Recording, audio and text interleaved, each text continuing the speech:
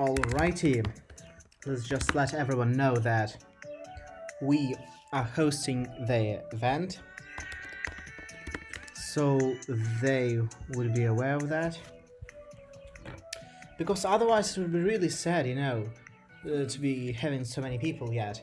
So few of them are interested in that. I mean, I know it might not be the best topic, talking about the EU parliamentary elections, but still, hope that.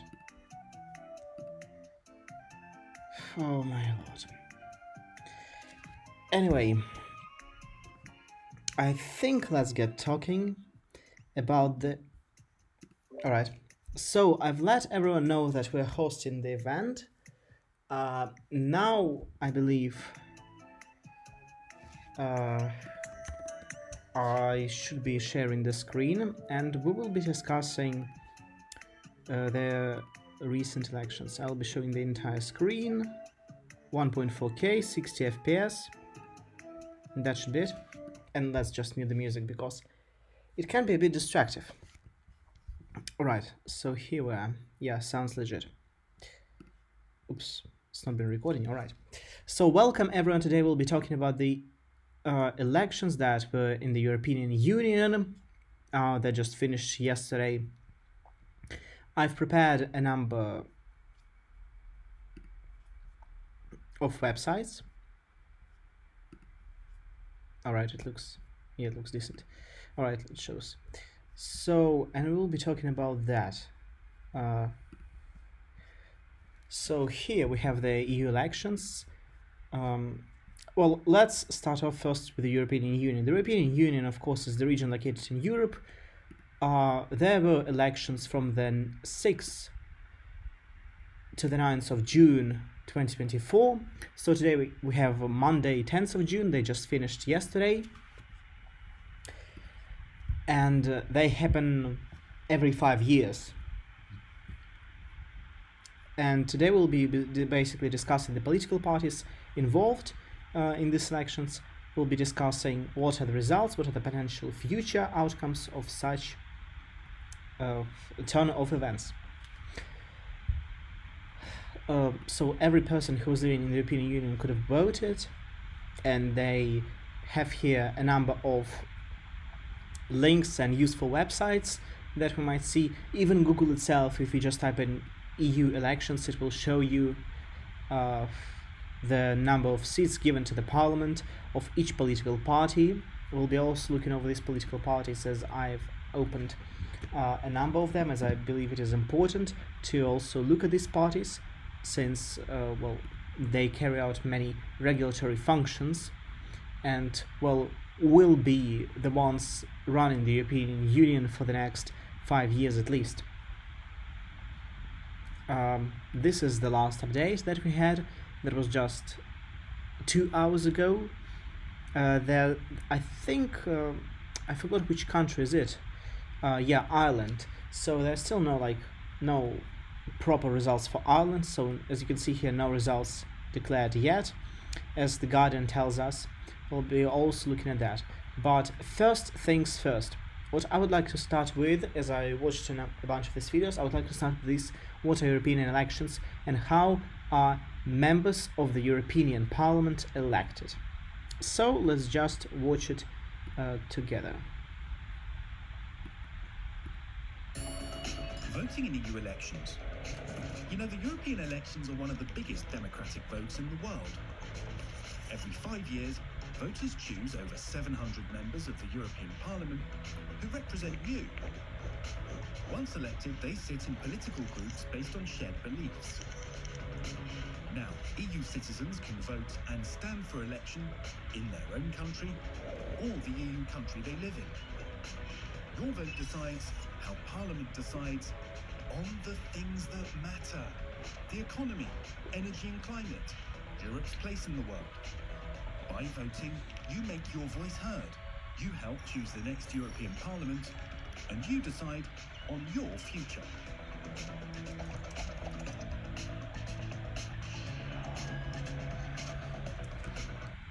Alright, so that was a short video we had. Yeah, we still got someone watching us, that's nice. Alright, let's quickly go through the video. So every 5 years they are elected. We have a 24-hour recording, so surveillance is being done 24/7. So they can elect the members of the European Parliament, or shortly MEPs.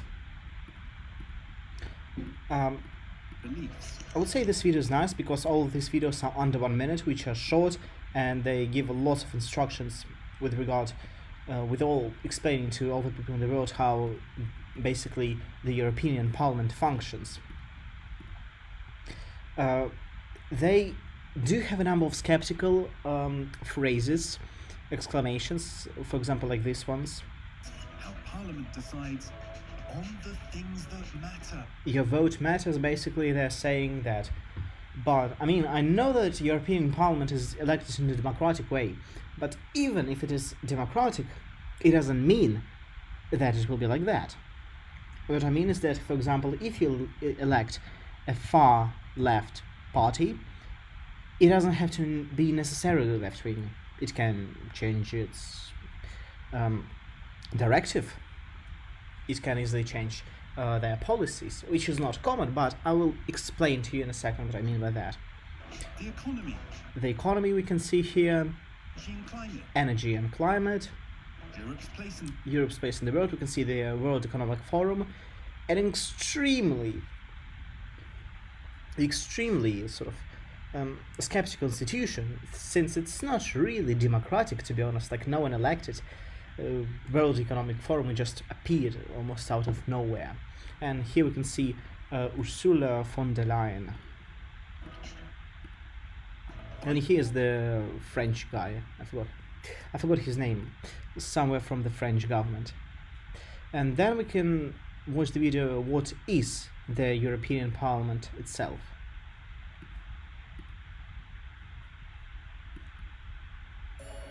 What is the European Parliament? It's the only EU body directly elected by the people. Every 5 years, voters choose over 700 members, or MEPs, to represent nearly 450 million Europeans. MEPs work on your behalf, debating, shaping and passing laws on issues central to our daily lives. Parliament defends freedom, equality and the rule of law across the EU, and promotes democracy and human rights around the world. It elects the President of the European Commission and makes sure EU institutions are doing their job properly. MEPs decide how the EU's money is spent and sign off on the EU budget. The European Parliament is your link to the decisions that matter.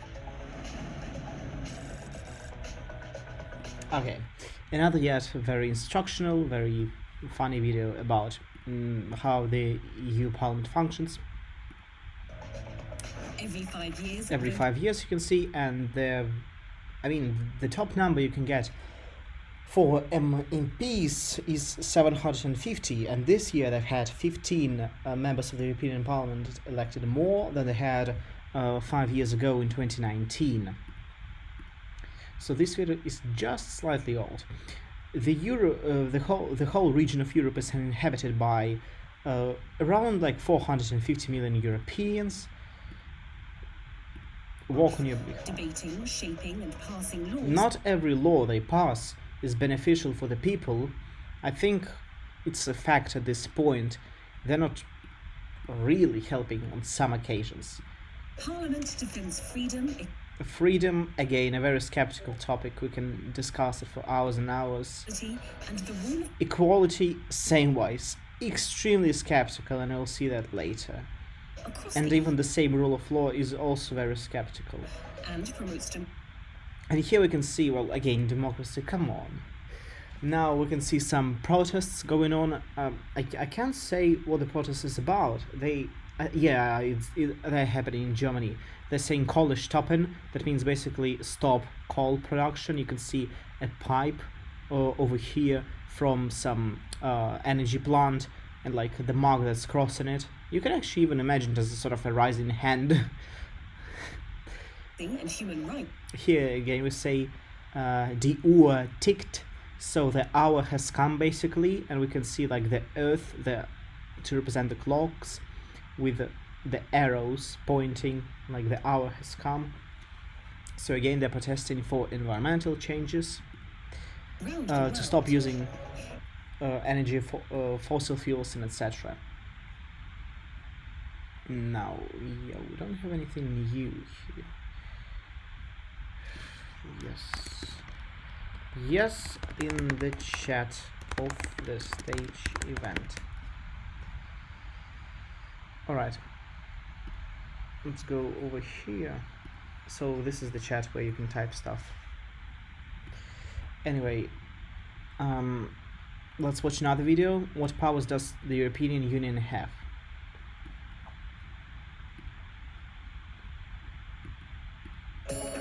What do MEPs do for you? They're your link to decisions that shape the EU. You vote for them, then they vote for you in the European Parliament. That's where MEPs work to protect your interests, improving and passing the laws that affect your daily lives. MEPs are there to listen to people's concerns and act on them, to consult with civil society and businesses, and to make sure everyone has a voice at EU level.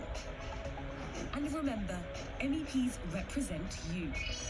You choose them by voting in the European elections every 5 years.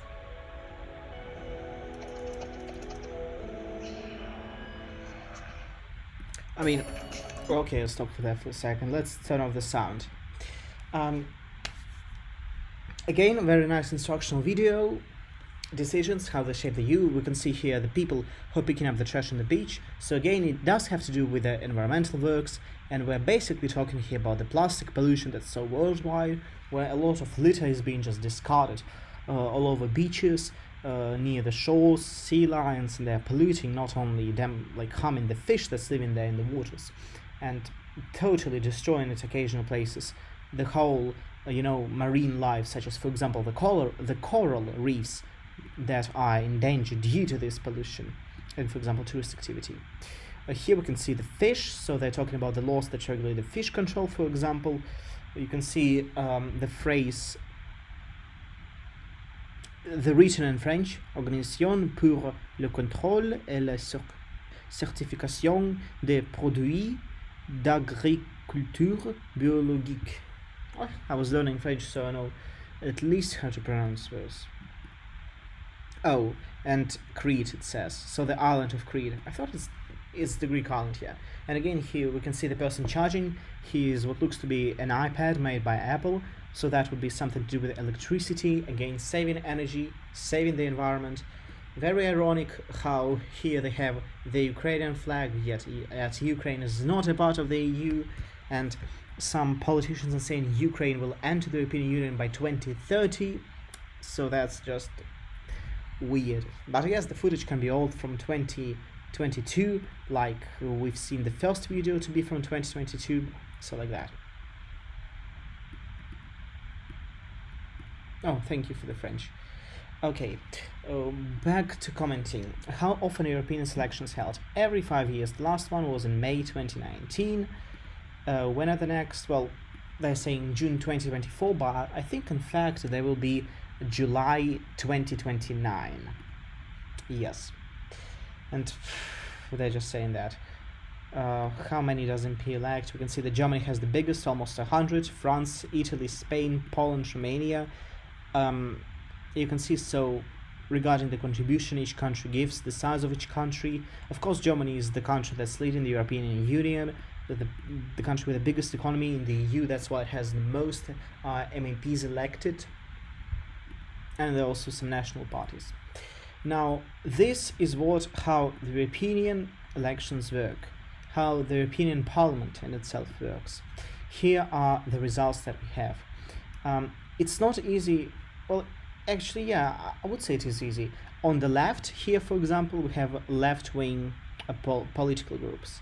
Somewhere in the middle, we have the center. And over here, we have center to center-right, to far-right, however you prefer to call them. I will mention that these others do not have to do anything with being extremely far-right because they're somewhere over here on the right side. No, it doesn't mean Non-attached members, or how they're also called non-aligned members, are also equally not far right. They're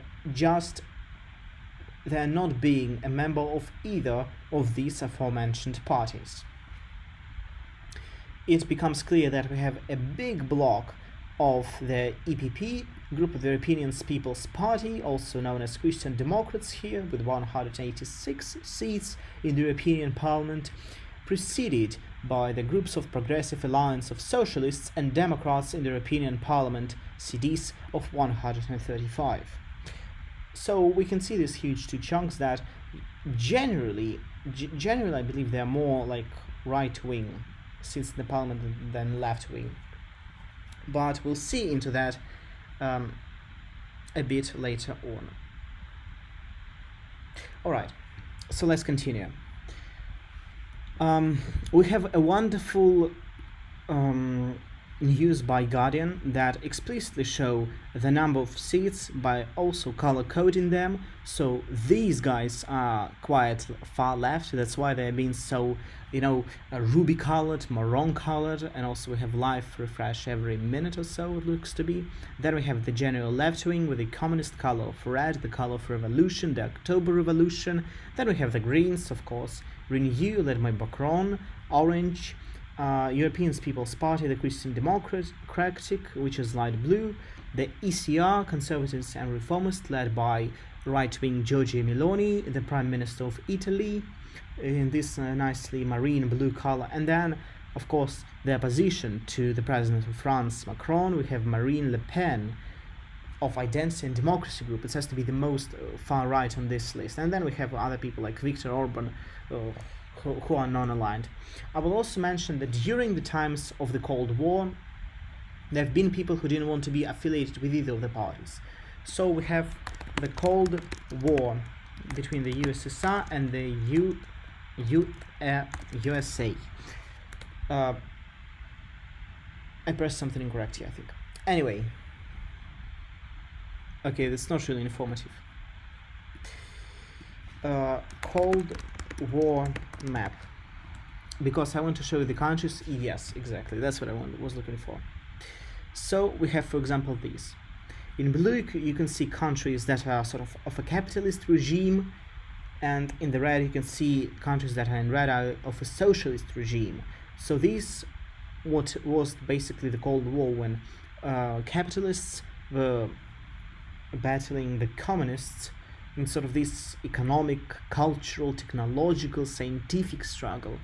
However, as you can see here, on this map specifically, we had such people as non-aligned. And this is important because we have a non-aligned movement.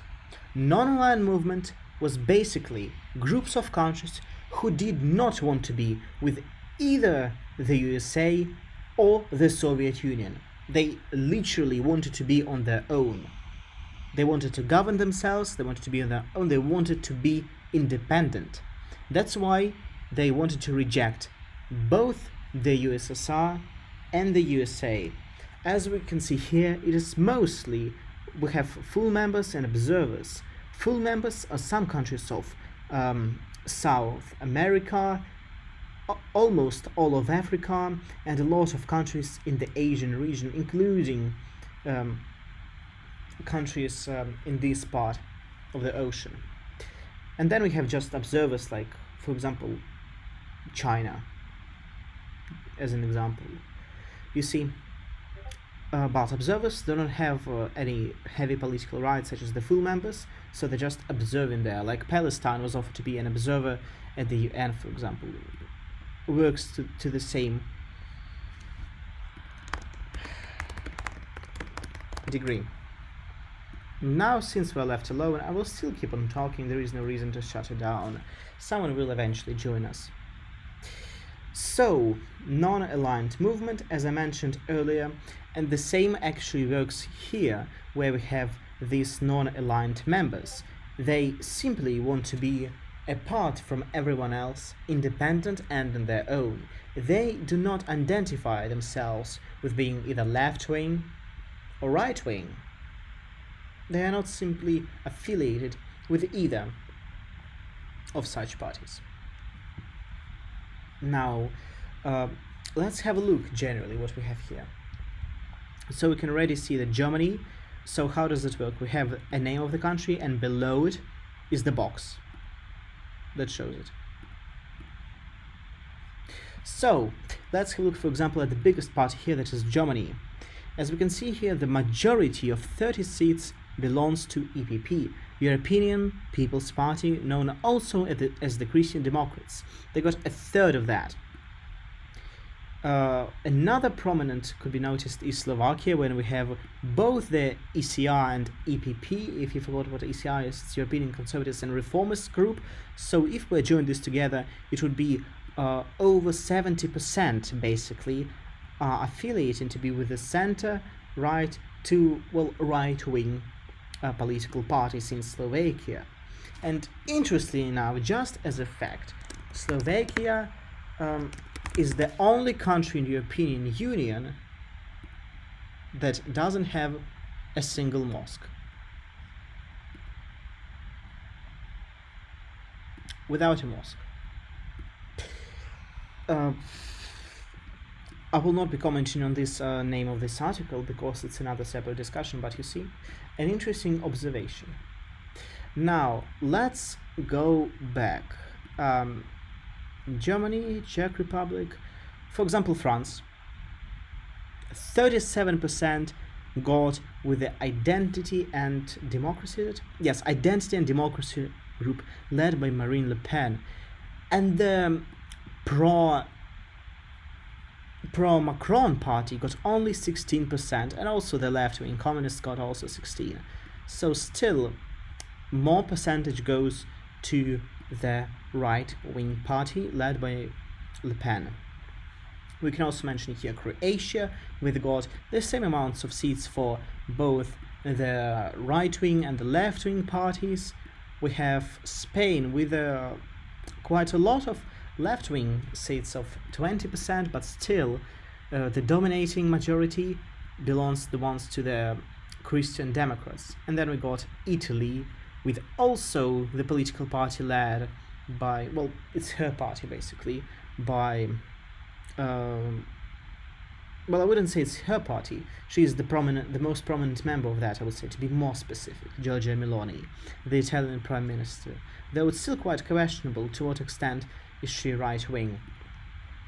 We can select here, for example, to see the left. We can see that given the amount of seats people have, Finland, for example, got 20% of them. Or, for example, Cyprus or Greece. Of course, you might look at that and say, well, look, they got 4 seats. That almost doesn't matter, because if we visit Czech Republic, they're going to have only 1, you know, and the Renew Party by Macron is even of a greater scale. But still, it shows a nice comparison with regard to a specific country, how popular it is. When it comes to left wing, we can mention Portugal here, where they actually dominate with 8 seats given to the left wing. Malta, Romania, Croatia, and some of these countries as well. In some places they literally got 0, like Czech Republic, absolutely 0.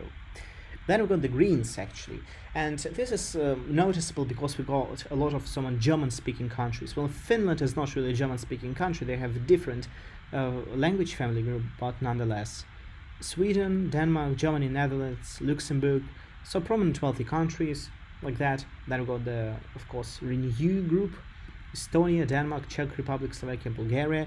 Again, this might not sound like a lot, 7 seats, but given to the size of the country and the number of seats it has, this is a third. Then, of course, we got the EPP, and we can see a lot of blue colors here. ECR, again, a lot of these colors, but again, for like Germany, we don't see a single one, and we got the ID, the Identity and Democracy, and we can see that France and Austria, alongside Belgium, Netherlands, and Estonia have, well, at least some of these seats, with France and Austria being dominated by this political party. And then we can see the proportional, of course. So in total, we can see here that European People's Party is the dominating one, followed by the Socialists and Democrats,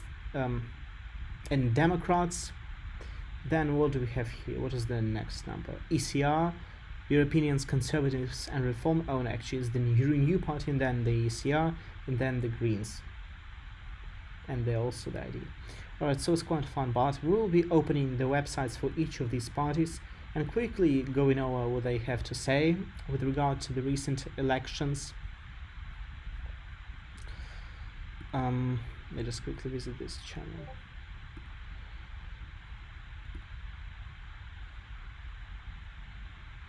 Yep, I think yeah. So what do we see here? The first one is the left group in the European Parliament. The voice of the streets in the European Parliament.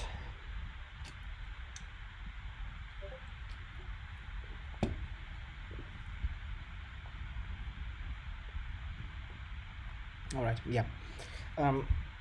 First of all, I will notice how they have only white people in this picture. So we have a white male, a white woman, and a white male. I don't see much diversity, which is ironic because they're the left, and they're saying here they stand for feminism. Usually if I see a political party that stands for feminism, I would expect all people here to be women only. But I mean, maybe these two guys identify as women. I don't know for sure, but yeah, they might be. Who knows? Who knows nowadays? Definitely not me. Workers and economic justice sounds fair to me. Environment, also important. Feminism, I never considered to be, especially important, because in my opinion, there's no discrimination against women whatsoever. It's just people themselves who made this thing up out of nowhere. I mean, go to Gulf countries like Saudi Arabia and do your feminist movement over there. There you can try doing that because it's their religion and their culture that prohibits them, to grant women a lot of power, at least, That's why we had the Arab Spring, by the way, in 2012, and then later on the second one. Right liberties. Interesting how these left-wing guys and like some far-right also have the same, because if we go to the IG group led by Le Pen, there will be also, I don't know what's wrong with their website. It's just like HTML default. Online censorship is threat to European democracies. One of the most recent news that we just published on the 23rd of April, and then here rights liberties. Quite ironic how they both want to protect democracy, liberty, and nonetheless they want to censor each other. Peace and solidarity. Can't comment on that, alright? Democracy and ethics. Again, what is ethics for you? What is your democracy? We'll look at that later. We got podcasts, YouTube channel, photos. Maybe we should do partnership with them. Who knows? European elections. Left stands firm against far-right extremism. Published just today. Europe must recognize Palestinian statehood. Well, there's so many Arabs living in Europe that Europe will become itself Palestine. Quite ironic. Maintaining representation in the European Parliament, the left has reaffirmed its intention to remain the main champion of working people and the core opposition force to far-right influence in EU politics over the coming years. Alert to dangerous political current fueling division and influencing European politics. This is one thing that I don't really understand about this left-wing guys. It actually works for both people, because they are saying against far-right extremism. They say Europe must recognize Palestinian statehood, and equally they say they want to protect feminism, rights, liberties, peace and solidarity, democracy and ethics. Well, Palestine is a Muslim country with their own Muslim traditions, so I just don't understand. If they want to protect feminism, why would they support Palestine? Because two terms contradict each other. Deep-seated sexism in Europe means ensuring all EU policymakers is rooted in gender perspective. Look at this. From the streets to the institutions, the unwavering battle for LGBTIQ plus justice. it is forbidden in Islam. It is forbidden among the Muslims to be homosexual, to be queer, to be lesbian, to be gay, to be anything other than straight.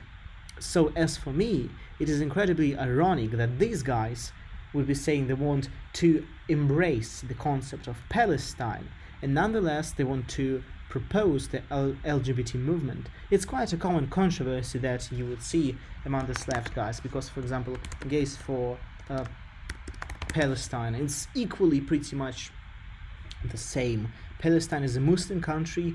There's not a single aspect of Islam that allows one person to be homosexual. So saying such news as queers for Palestine, it's incredibly ironic. I mean, this girl would be, okay, she's not the one holding the plague, but she would be tossed from a cliff. She would be stoned to death, just like the Old Testament says, when a woman, for example, commits adultery. So saying political movements such as this is just infuriating even. I mean, come on. Can you be that ignorant of one's history and culture? These people, what is ironic, these people want to protect ethics. Ethics is tied to one's culture. And yet, they fail to basically recognize the basic concepts of religion of the people that they're willing to protect.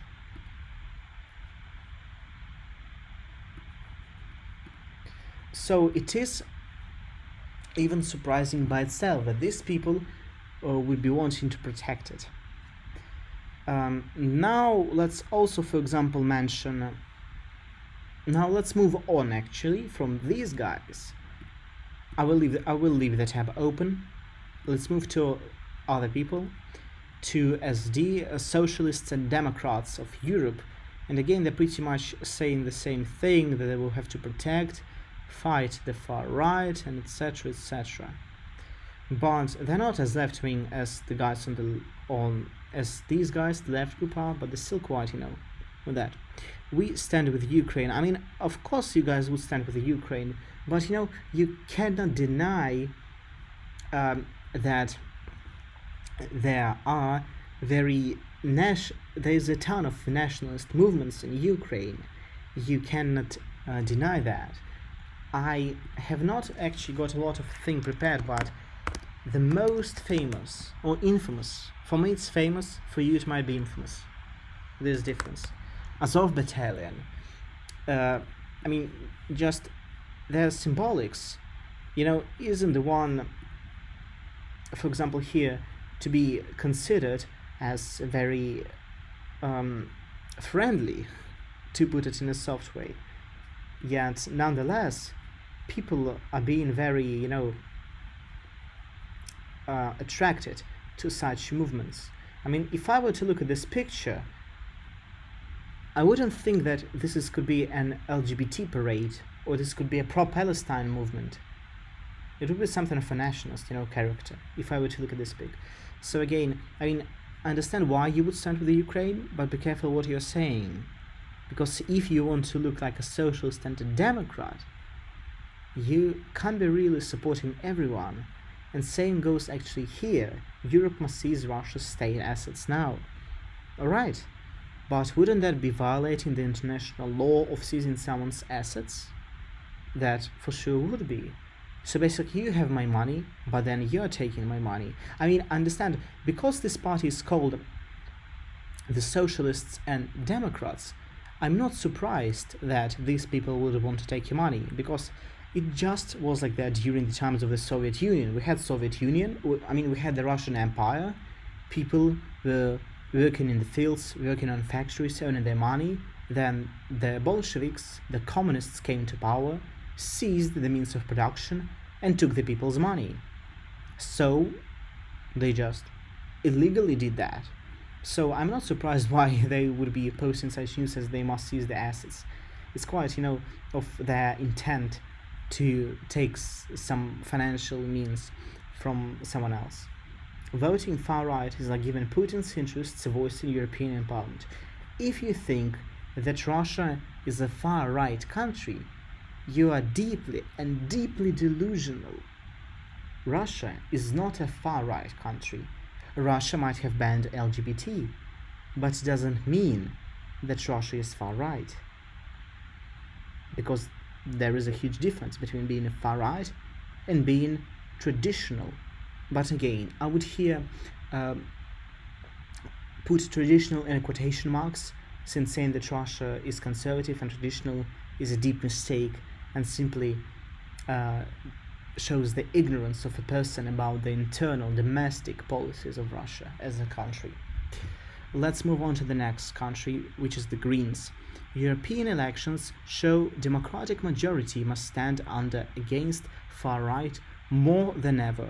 Following the latest exit polls and results of the 2024 European election, the Greens EFA group is ready to continue being a constructive force for the future of the Union for this upcoming mandate. Alright, so we must stand and protect our sincere, people of Europe against far right more than ever. You see, whenever I'm reading news like this, I'm just becoming deeply worried. Let's go with some example over here that we have. A migrant from Afghanistan that stabbed the politicians in Germany, some of them to death. He also stabbed the policeman, as you can see in this pic over here. He was hit in the head. What is funny, this guy who is lying on the ground was trying to fight off this Muslim who was attacking with a knife. You can see even this tomato sauce, probably strawberry jam or maybe a raspberry jam on the knife, as he likes to eat sweets, I'm sure. So this guy on the ground was trying to fight off this attacker, and then the police, this policeman, basically started arresting, taking down this activist instead of fighting off the attacker. So only when he got stabbed in the head was that his colleague, who is not German but who's maybe Turkish, shot the attacker, and then the attacker was dead.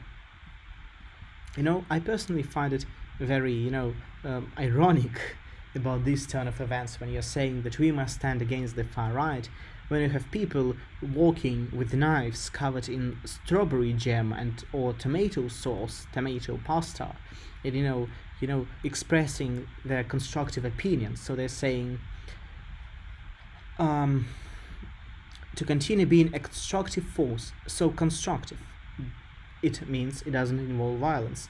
These guys show that violence matters, that violence is important. And now let's go to this pic.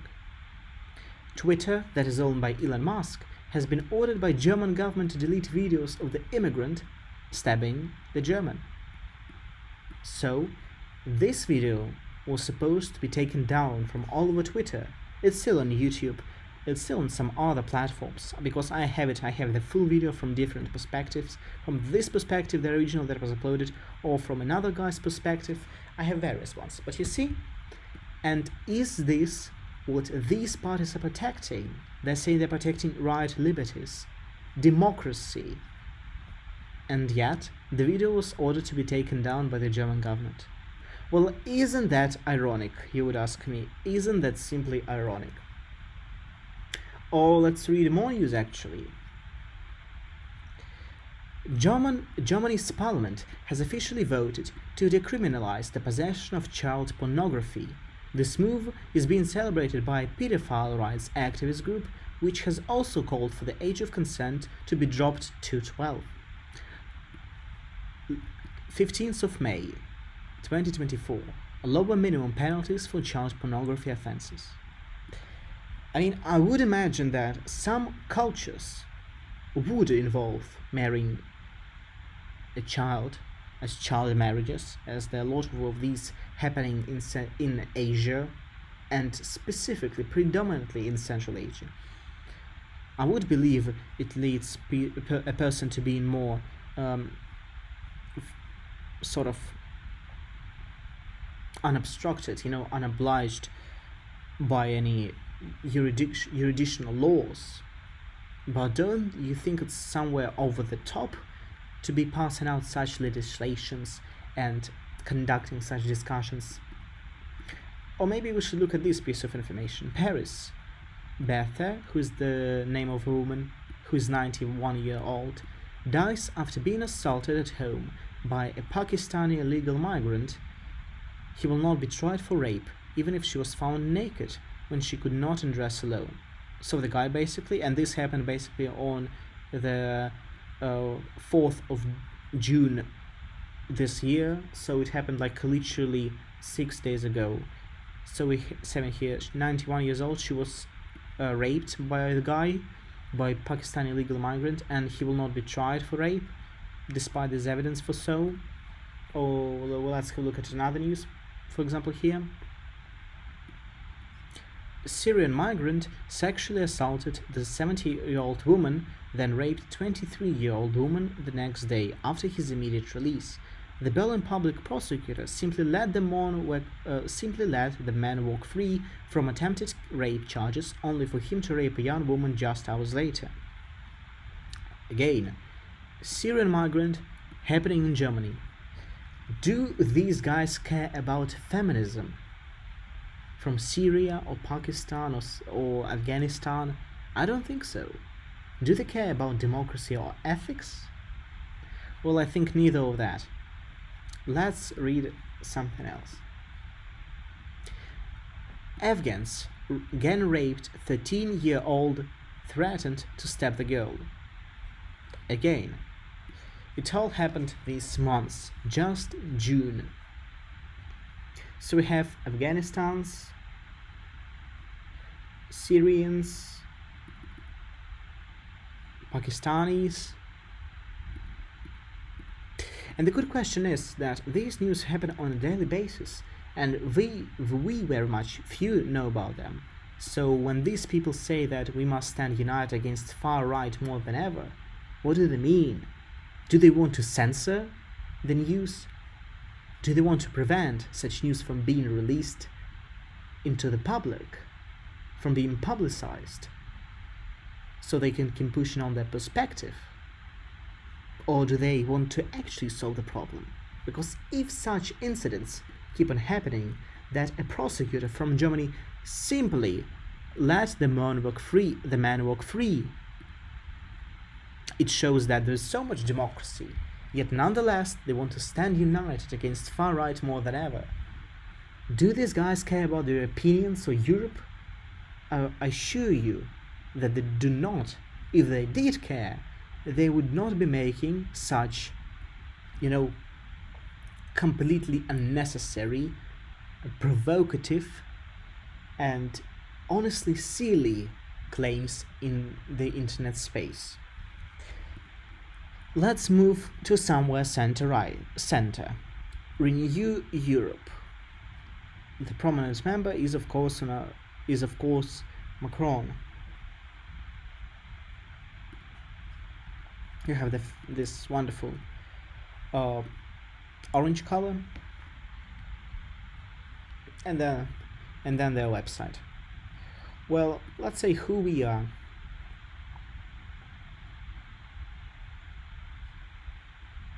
Meet our members of the European Parliament or see our Presidency Bureau coordinators. And here we have all the social links, all the representatives. We have a Sweden, Al Sahlania Bir. Well, I'm sure this guy is Swedish. That is even funny in a way. Not saying anything, just saying that it's pretty funny. Well, at least these guys are not being as provocative and as silly as these guys are. I'm chill about the socialists and Democrats since, they're still quite, biased. They've been very hypocritical. They have so much double standards, but at least they're not being stupid like the left or the Greens are. Okay, I deleted something by mistake. We'll open that later. Now, the European People's Party group. Europe must be able to defend itself on its own. We have, of course, here flags. It's just France, Germany, Greece, Italy. Wonderful. Uh, this is something to be center right actually, the Christian Democrats, news from your local MEPs, and then we got the news article. Ethics body, stories, farmers, competitions, journal session, talks. The EU should boycott Vladimir Putin's inauguration ceremony. Still very biased. I do not want to sound like a pro-Russian person, because I want to keep as neutral as possible, but simply saying that we should boycott is never the answer. I mean, they do not. Do they boycott the Taliban's rule in Afghanistan? Do they boycott Palestine? I don't think so. So I would say, why would they boycott Russia? What we stand for? Let's see our priorities, for example. Security Pact shapes the future, matters to people, brings people together. Well, at least they're being very reasonable. Their website is not so well designed as this one, as the left group, to be honest. I like the left website the best, it just looks nice. Though I don't like the red color, but still. At least they're being honest about themselves. And we can see several groups of people who are being very happy. Modernization agenda, secure Europe with economic strength, social responsibility. Well, not much, but still, at least we have something. Then I close the Europe's, how is it called? Conservatives and Reformers group. ECR group. Let's open them and see what they have to say.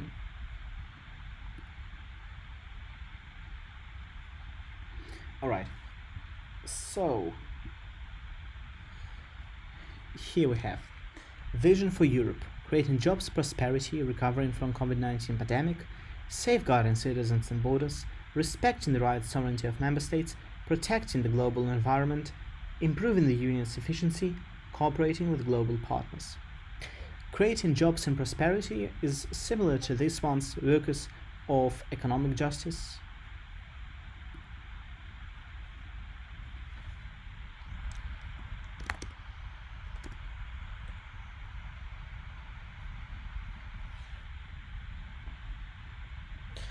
Okay, see ya.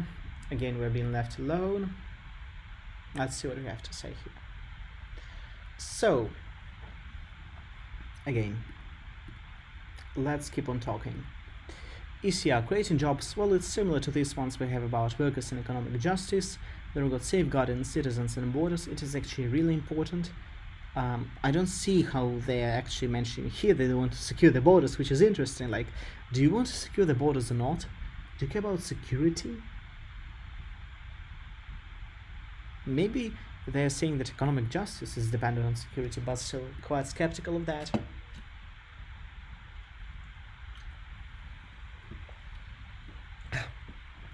Respecting the rights and sovereignty of member states.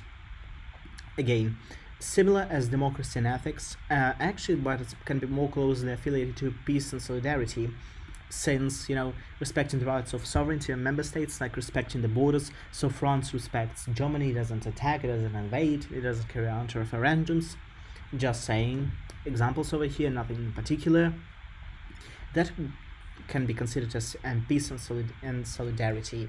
Then protecting the global environment as the cost could have at affordable costs.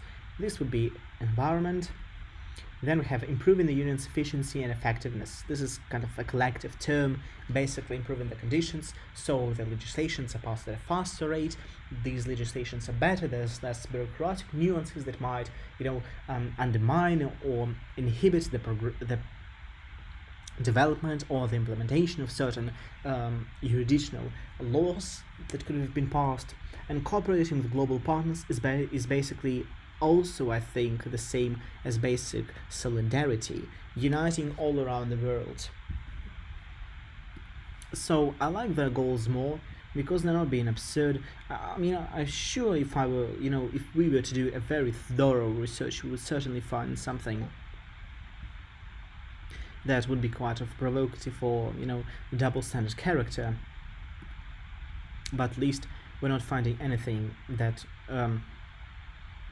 could be as absurd as, for example, the left group, for example. Oh, for God's sake. Alright, now let's over here. Center-right political group in the European Parliament, established in 2009 under the founding principles of the Prague Declaration. 69 MEPs, 20 parties, 17 countries. Not sure how the recent update this is with these statistics. I haven't counted to be precise, to be honest.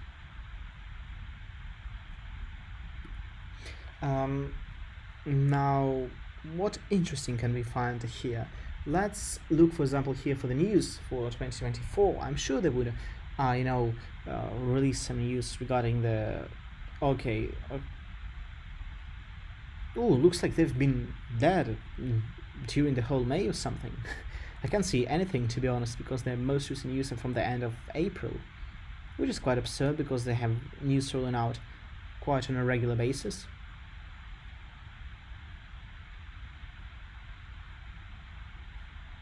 ECR to block vote and bid to stop energy tax hike and keep nuclear in the game.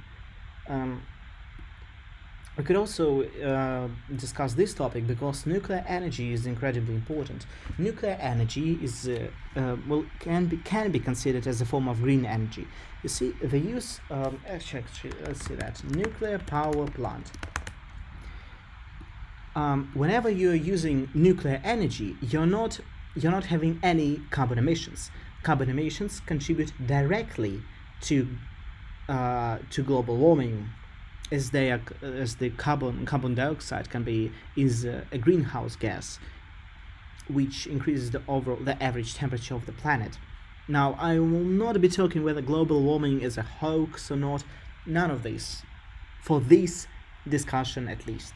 I'm saying what I've read, what I've personally studied, what I know myself, that nuclear energy can be considered as green energy because it does not produce any carbon emissions, but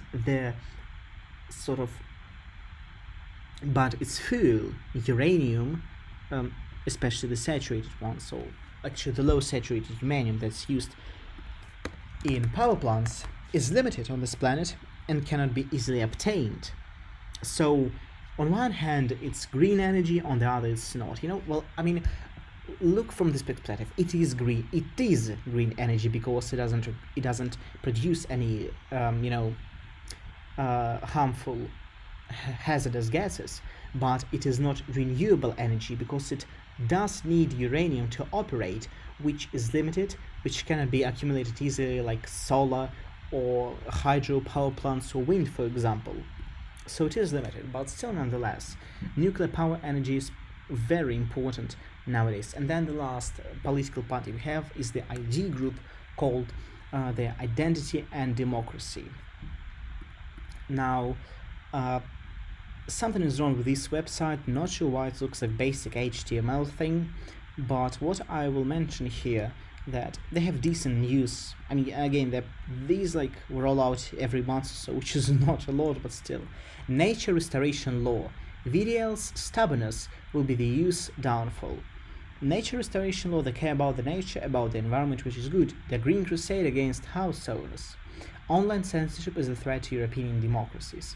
Well, at least I give congrats to them on this point, that they have some, valuable to read articles. They're not being so absurd as the left ones publishing about Palestine, that are against LGBT, that they want to support feminism, ethics.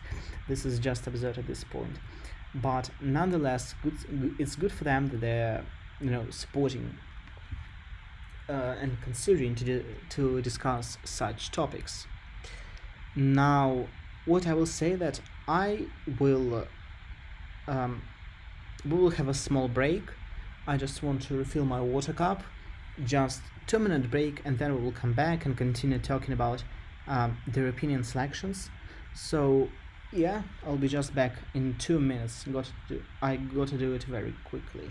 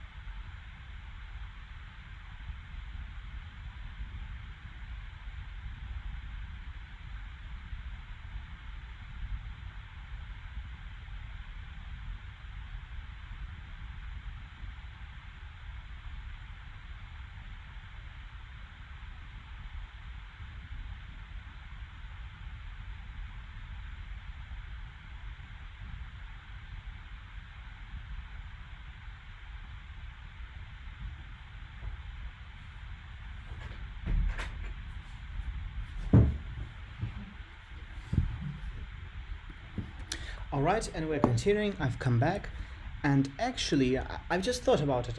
Why am I saying water cup? It's not a cup, it's a glass. It's not a water cup, it's just technically a glass. Nonetheless, ooh, the computer is getting hot. Anyway, let's go back to discussing. So we're done with this website. We've had out about the Europeans, reformists, about the European People's Parliament, Renew Europe, the Greens, Socialists, and the Left. We've had a look at all of these.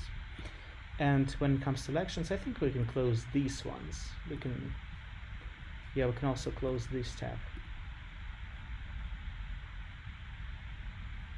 And then we have just analysis from The Guardian.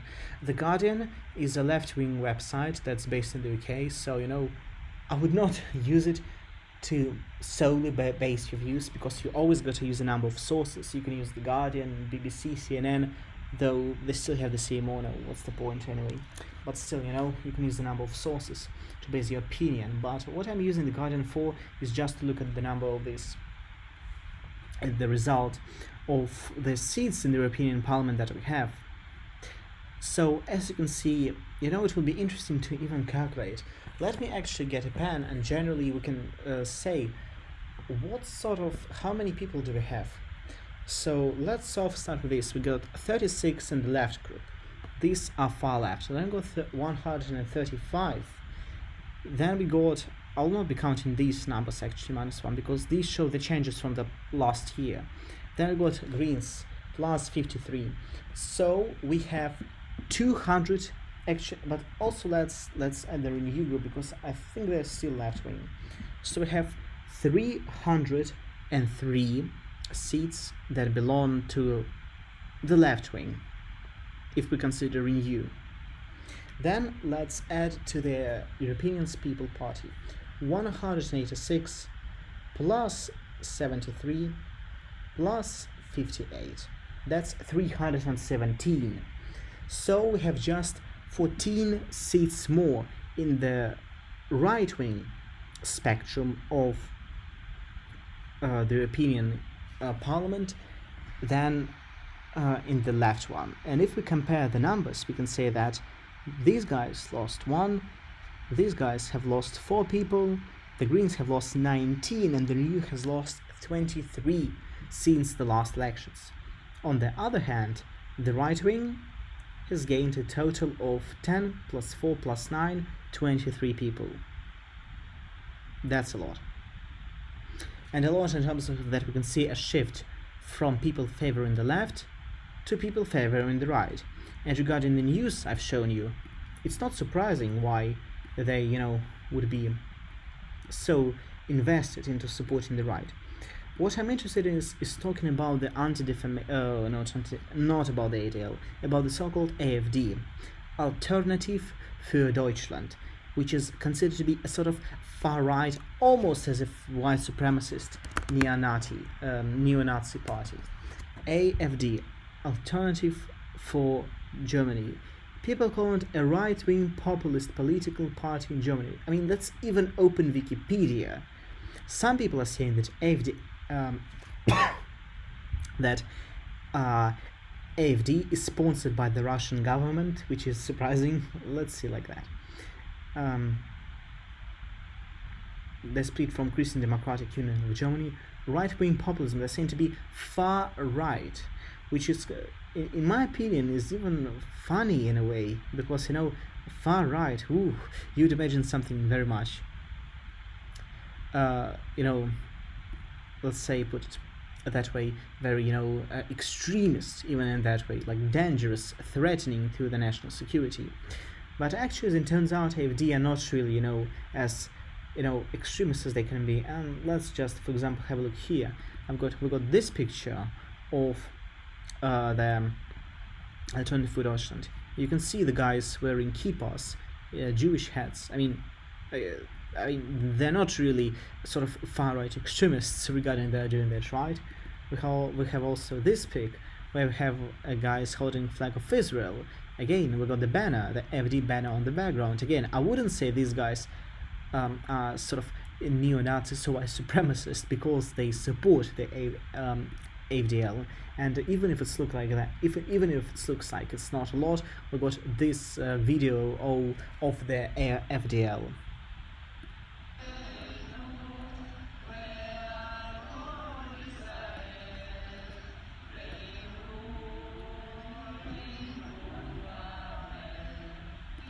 You can see these people singing. I mean, can't say from the top of my head whether it's Hebrew or German, but you can definitely say that these guys do not look like there would be, some white supremacists who would be just sitting there and supporting, various far-right movements. Nonetheless, we have this beautiful pic that I've seen in the net where we have this again. You can see the let's make this bigger. You can see the AfD logo over here in the corner of this screen, Alternative for Deutschland, and I have this like with the progressive flag, with a soy jack that's crying, and the tears are used, as to swim in sort of pool with we got the Pee or Pepper the Frog, and we got sort of the slightly formed flag of Germany, which I personally find quite funny, especially by saying the Stolz Monat. I'm not sure what is Stolz. I forgot. Monat means month. What does Stolz mean? What does my dictionary say? Pride. Okay, the Pride month. So Stolz Monat is known as the Pride month, which is quite ironic that the tears are used. Again, this is very ironic as for me, because you would say that AfD are such neo-Nazis, white supremacists, fascists, anything like racist, Islamophobes, homophobes, anything you can blame them for. Yet, as proven in the pictures, hard to say that these guys can be anything other than just the patriots of their country, that is Germany, and of course while giving their full support and favor to Israel nonetheless. Any tags in the chat? Can't say anything. So, I still got some battery left on my computer, so let's keep on talking.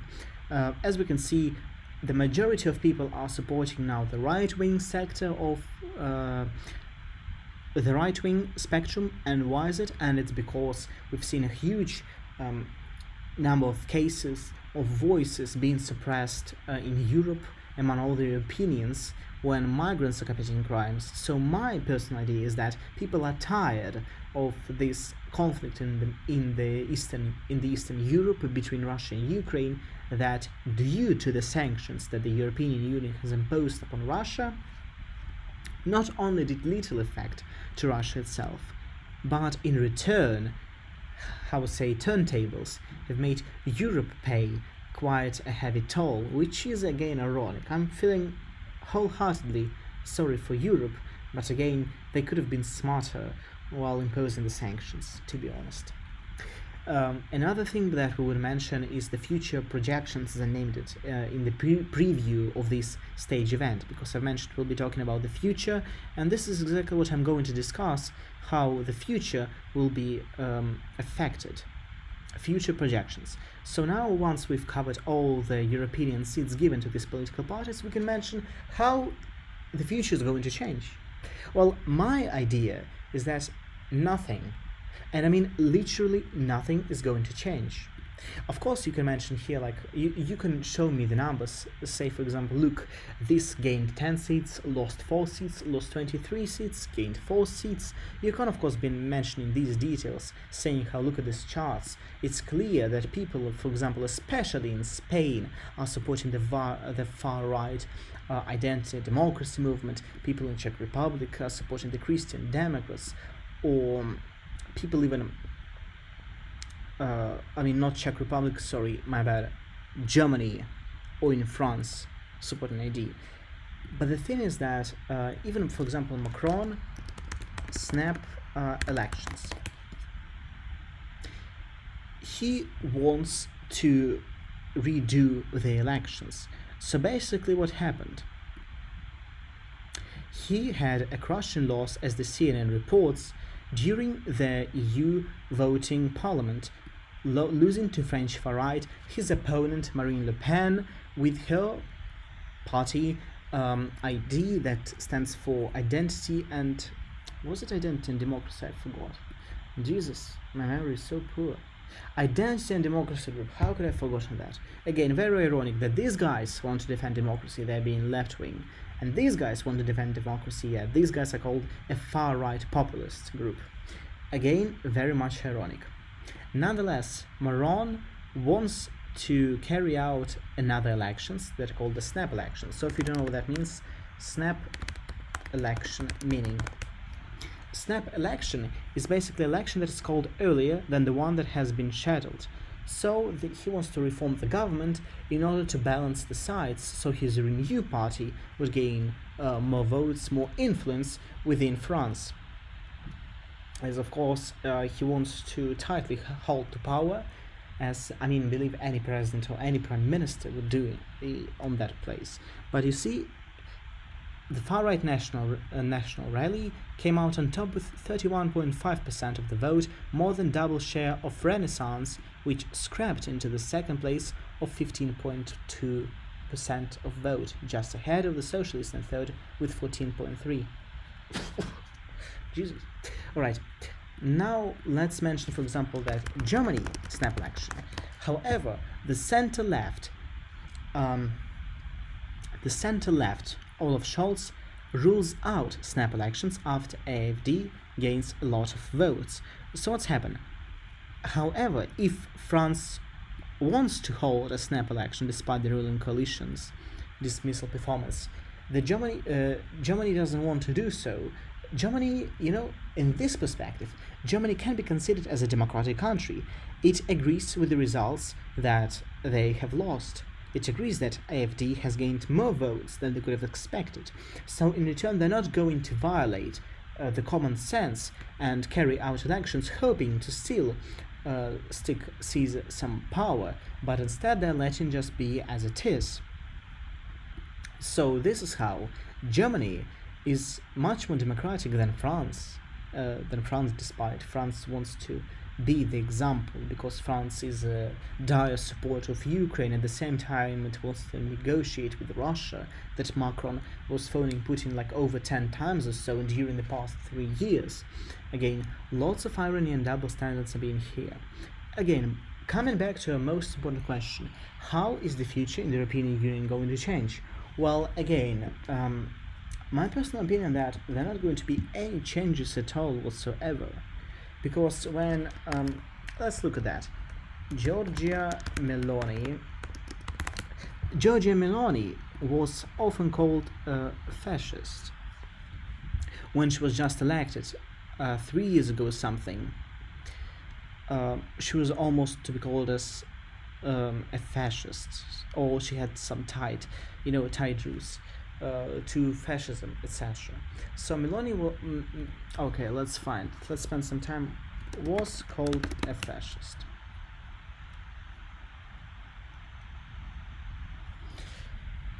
So I guess you can see what I mean. Call Giorgia Meloni what she really is, a fascist. Is Italy's Prime Minister Giorgia Meloni a fascist? 1 year of Meloni has Italy's right-wing leader, Italian Prime Minister Giorgia Meloni, sues Placebo singer for calling her fascist racist. Yeah, I've heard of that. What I'm trying to say that all the Western media was calling Giorgia Meloni a fascist, yet surprisingly she hasn't done much that would label one as a fascist. And let me tell you like that, we still held LGBT parade in Rome 2024. Okay, this one is supposed to happen. There must have been one in 2023. Yes. So she was saying that she wants to stand up for the concepts of traditional families.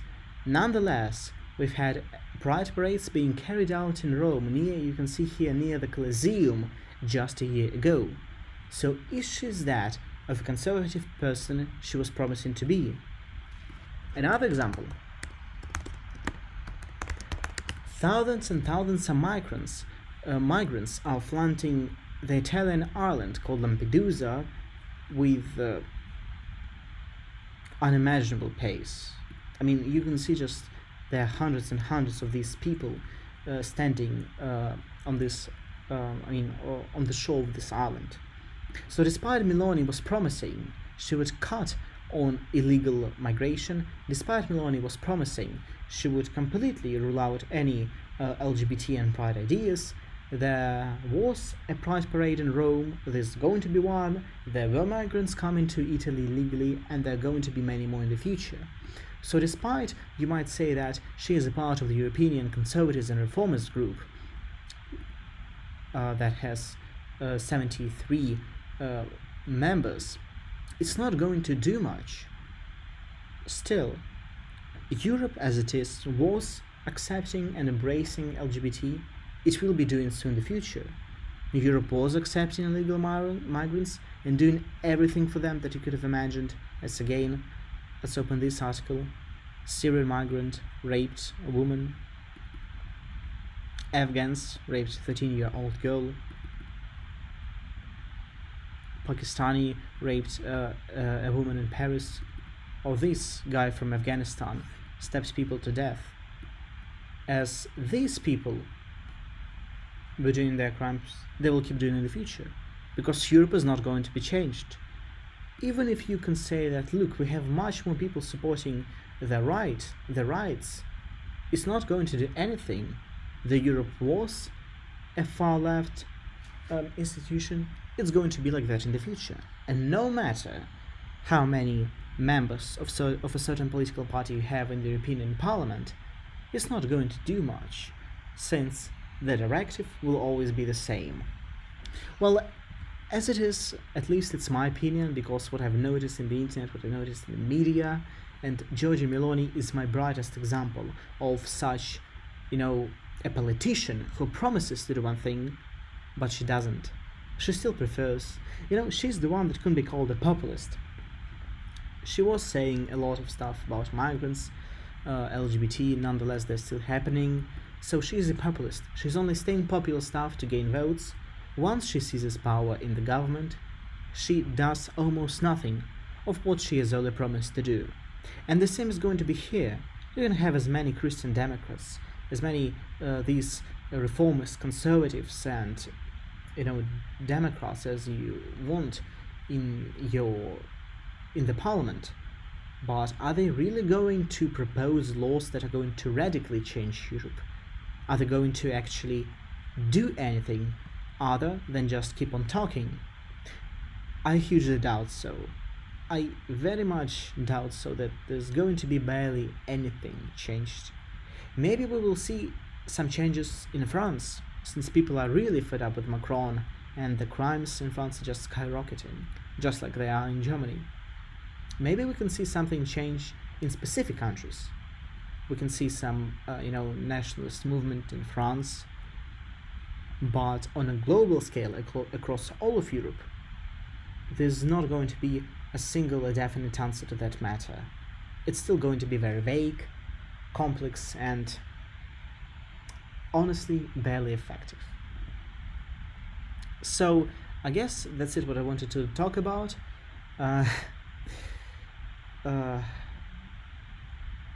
I guess we don't have anything else to discuss. It's been an hour 15 minutes since I was talking, basically, and I feel like that's it. We've covered the European elections. Well, I wouldn't say we closely. On the surface, we at least touched the the parties that exist in the European Union, and thus we can make a certain conclusion. Not much is going to be changed. Everything is going to be as it was. So on that note, do you have any questions left? My dear friend Raresh, who was yesterday, do you have any questions? You can type them, I can invite you on stage. Yes, invite.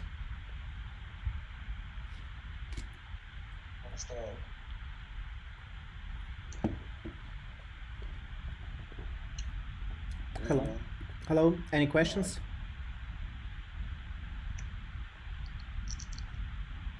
No. All right.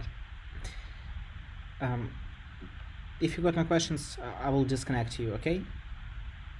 Okay. Okay, move to audience. So, thank you again, guys, for being here. We've had much less people than we had yesterday, but at least we had someone to be here. Again, this video is going to be uploaded to YouTube. It will be uploaded on my website. Thank you for being here. I'm not sure when we're going to have our next stage event, maybe in some close future. On that note, thank you guys for being here. And yeah, we'll see you all later. And goodbye.